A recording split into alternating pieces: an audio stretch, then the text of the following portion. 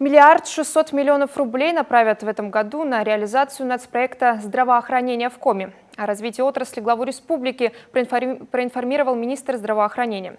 Напомним, в рамках этого нацпроекта наш регион участвует в реализации 7 федеральных проектов.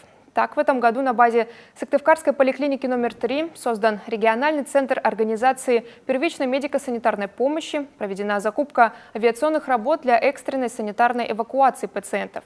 Начаты работы в поликлиниках Сыктывкара, Воркуты, Инты, а также Сыктывдинского, Прилузского, Троицко-Печорского, Нижпогосского и Каркировского районов по тиражированию бережливого производства. Продолжается реализация программы развития детского здравоохранения. Она вписана в отдельный проект. Сейчас проводится закупка оборудования на сумму более 80 миллионов рублей. Еще почти 19 миллионов уйдет на перепланировку в крупных поликлиниках и больницах республики.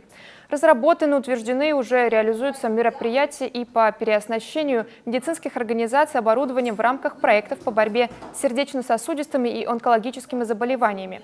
Реализация национального проекта здравоохранения, по словам главы республики, придаст отрасли колоссальный импульс развития. Задачи стоят амбициозные, ресурсоемкие, но абсолютно выполнимые.